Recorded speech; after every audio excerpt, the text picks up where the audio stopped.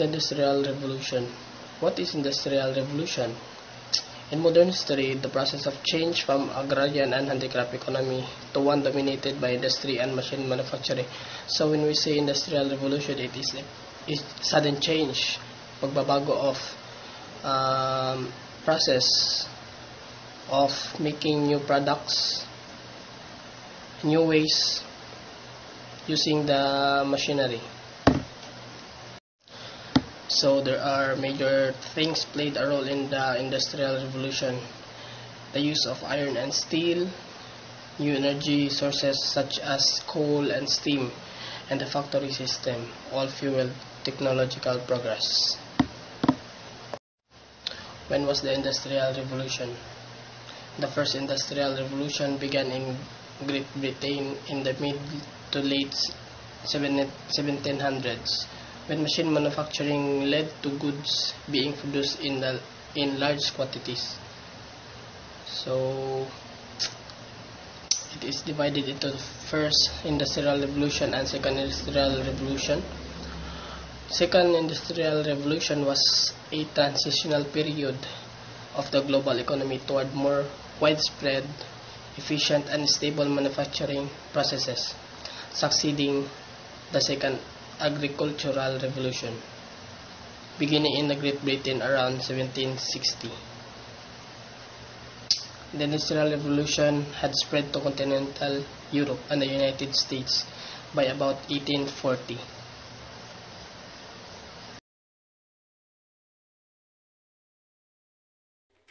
The factory system is first na-introduced in England during the Industrial Revolution, replaced the putting out system, or also known as the workshop and domestic system. Isang paraan ng produksyon na inuuna ang sistema ng pabrika. The factory system, initially powered by water or steam, umuunlad ang factory system dahil sa machinery and economies of scale, including na ang unskilled labor, division of labor, o centralization. Good morning, this is my topic. Muna siya ang sumpay sa report ni Randy Dalora. So, akong topic is the defining characteristic of the factory system. So, there are 5 defining characteristics sa factory system. So, first, use of unskilled labor. So, use of unskilled labor before factories, skilled craftsmen made product like shoes and muskets, while factories practice division of labor with low-skilled worker operating machinery and unskilled worker moving materials. The putting of system involved cutting of size ladder and bringing it to a central shop. So, pasabot ani is unskilled labor is unskilled labor is used for tasks for the require minimal training. So, unskilled labor kana galing murag kuan lang sila kanang dili lang sila kanang bugat og trabaho ba. So kung example ana is kuan kanang sa food service gali kuan lang kanang mga skilled labor sa food service is ano lang sila kanang waitress or kanang dishwasher or unsa ba, or sa construction is helper lang sila sa panday. So mao na siya akong pagsabot sa unskilled labor. So compared sa skilled laborers, so mas bugat ilahang or dili sila mas bugat kanang ano lang na mas na-assign sila sa kanang mas taas gali nga position sa trabaho pareha ng manager. So tingnan na mo na siya akong pagsabot sa unskilled labor is murag baba lang sa gamay nga kuan trabahante. Then ikaduha, economics of factories produce larger scale products relied on transportation for widespread distribution and use less more manpower, lowering product cost due to oversupply in local markets. So, economic of scale is para na sa mura na siya strategy sa mga businessman or mga company. So, pagsugod ka sa small business, para ako mo ng mga umpra o gulay niya, magpalit sila og bulto-bulto kay para kanang palit sila og bulto nga produkto kay para mas makabarato din. Pagbaligya na nila sa merkado, taas ang ilahang presyo o ilahang kilo. So, kaning economic of scale mo na siya ang strategy sa usa ka mga negosyante, no. Magpalit sila og barato nga product, tinibaligya sa nila sa mahal nga produkto. Mahal nga kilo. So, di lang ni sa mga gagmay nga business, siguro pati sa mga dagko sa nga business, mga malls, murag ingunana sa nila. Then, ikatulo, location. So, location, before steam power and railroads, factories were situated near water power sites with increased efficiency of affordability. Factories could be situated away from water power sites. So, pasabot ani ni kay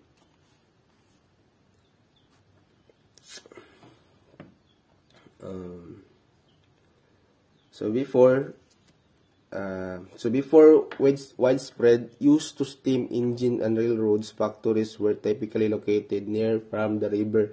So dool sila sa ang ilahang factory, dool sila sa sapa kay murag dito man sila nagakuha og kanang resources ba sa tubig. Kakuan mo ng steam power. So mo na siya kanang generator, pero ang gamit niya is tubig. Kanang mura siya ginagamitan na siya og kanang uling gali. But mainit man na siya, basta makaproduce na siya kuryente. So mo na siya ang kuan sa location. So second ka to. Location before power. Okay, so mo na siya location. Then next, centralization, cottage industry workers struggled to afford and maintenance complex machinery except for sewing machines. So factory production replaced home spinning and weaving, leading to the displacement of home spinning and weaving. So workers and machine were grouped in a central factory complex with operation performed on different floors. So ang giingon diri sa centralization is cottage industry workers struggled to afford and maintain tong complex machinery. So siguro sa una lisod pa sila or ilan siguro sa pag-maintain, siguro sa pagpalit ani nga mga. So instead of machinery, ang ilang gibuhat is nagmanumano ra sila, manual ra ilang gamit, siguro kamot. So sa sewing machine, so pamilyar mo ng sewing machine, no, na magyanit na ata dire sa tuwa.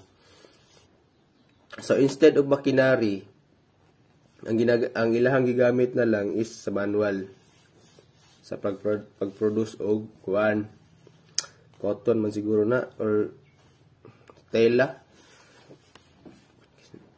Kay para mas makaano pa sila ba, gawas nga kanang mahal sa maintenance. So mas nag-ano na lang sila, manual ilang gamit kay less maintenance, then dili dili pud siya kanang pricey. Dili siya mahal nga produkto ba. Siguro. Libog na ko.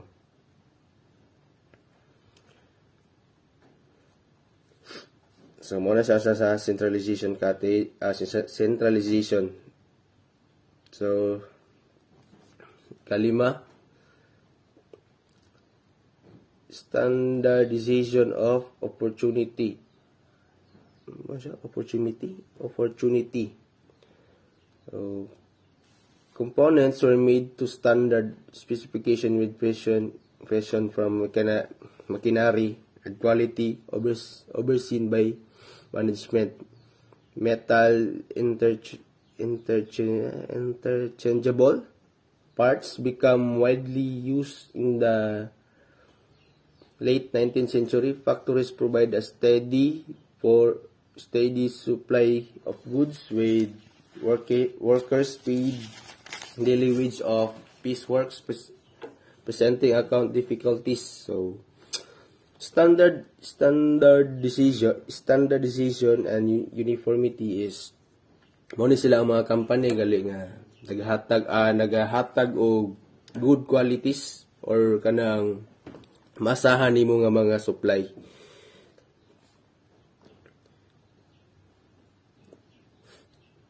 Mo ni sila ang mga company nga dugay na naga-supply ba o kanang naga-manufactured og kanang mga quality supplies and goods. Una silang standardization ng mga company.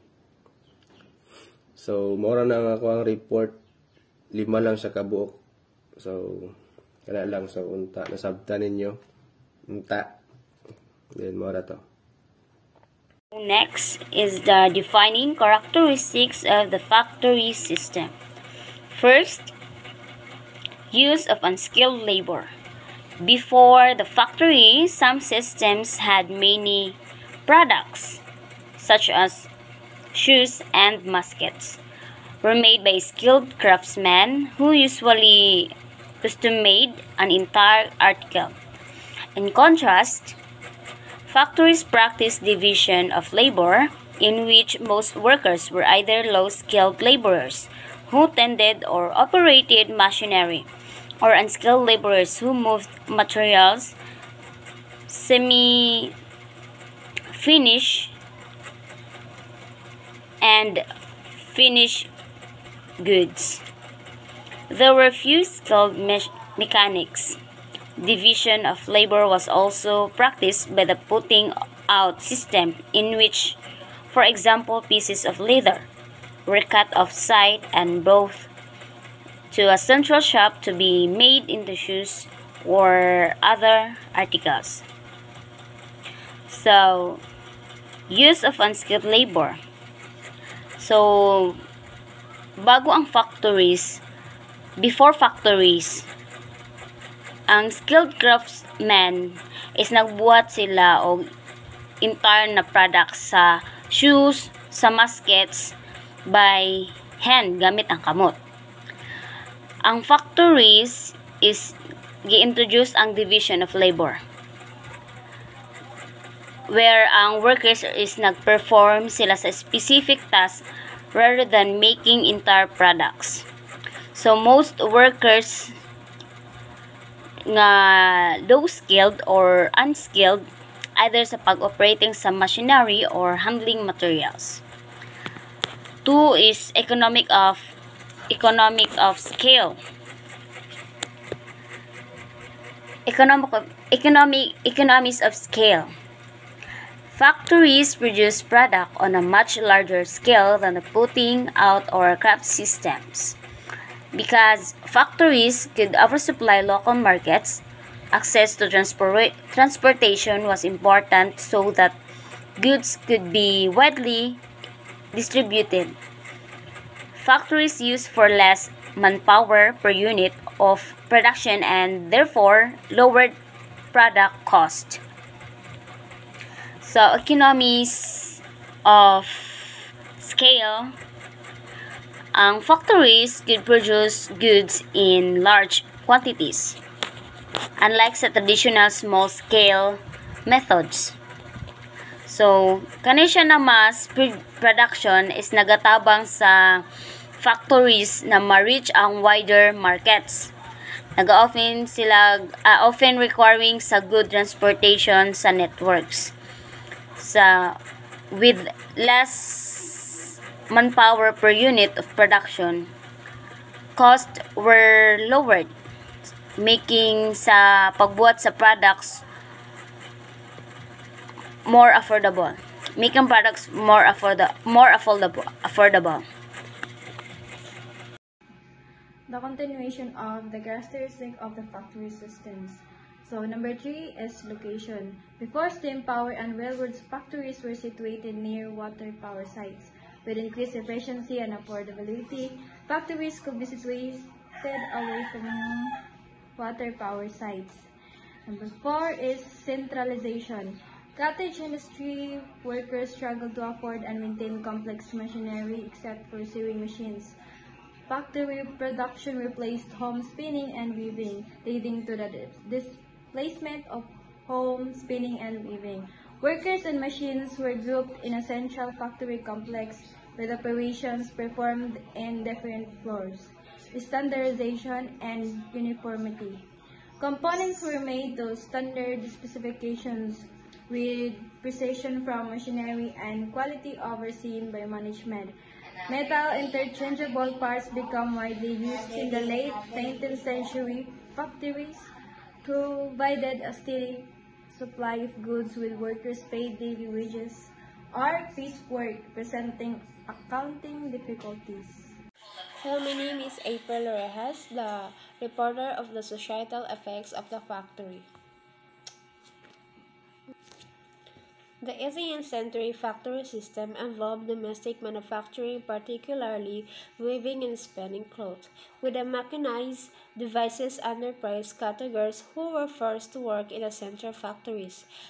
The system also diversified products like nails, leading to the rise of urban living as workers migrated to towns for employment. Many mills provided dormitories for workers, especially girls. The transition to industrialization was challenging, with the Laudites protesting against labor-saving machinery and sabotaging factories. The examples of factory system is first is textile industry. Factories producing cotton and wool textiles were a hallmark of the early factory system. And the next one is automobile industry. Henry Ford's assembly line for the Model T car is a prime example of the factory system in action. And the third is machinery manufacturing.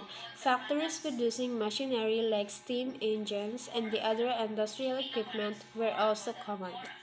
And the other industries factories were also used for shoe production, rolling mills, foundries, locomotive works, and agricultural equipment.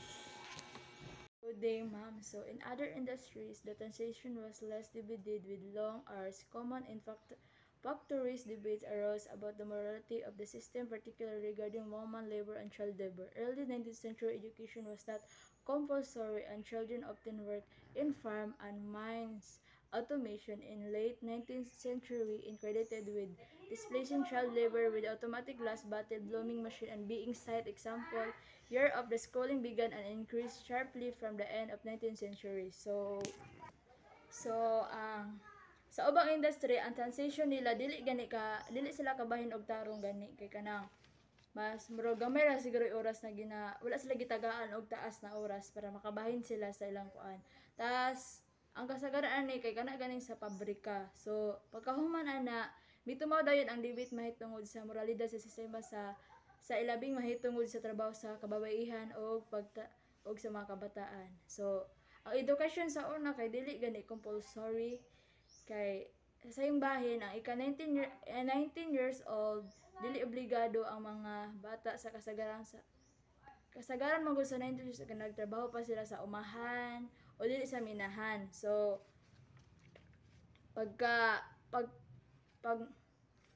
ang pag-automate sa ulahing bahin sa ika-19 years old gipadungog na matangtang ang mga trabaho sa pagtangtang sa mga trabahante sa bata nga ang automatic nga makina sa paghuyop sa botelya sa wildo nga gitudlo isip usa ka pananglitan. So ang example ani ang mga tuig sa pag-eskwela nagsugod sa pag-uswag pag-ayo gikan sa katapusan sa ika 19 years old. So mo na ang ilang mga trabaho sa una kanang naalang sila sa minahan o dili na sa umahan. For example sa umahan naara sila sa kanang maisan o dili sa kanang nala sila sa humayan. Ana lang mga trabaho sa una labi na sa kababainhan o mga bata. Mao ilang trabaho. The next topic is about employer and employee relationship. The employer and employee relationship refers to the formal connection between a business. The employer mao ang ginatrabahoan and the individual who works for it, the employee mao ang gatrabaho. This relationship is governed by legal and contractual agreements where the employer provides compensation like salary, wages, or sweldo, and other benefits in exchange for the employee's labor and services. For example, a software development company, employer, a tech company that develops software solutions for business. The company has a team of managers, HR professionals, and executives who oversee operations and provide resources for the employees. Employee Jane, a software developer, works for the company. She is responsible for writing code, testing software, and collaborating with other teams to ensure the products are ready to release. So, why is employer and employee relationship important? The employer and employee relationship is important for several reasons, as it directly impacts both the success of the business and the well-being of the individuals involved. So if wala employer and employee relationship, dili mag-success ang isa ka company. That's why it is so important to have employer and employee relationship. That's all, ma'am. Thank you.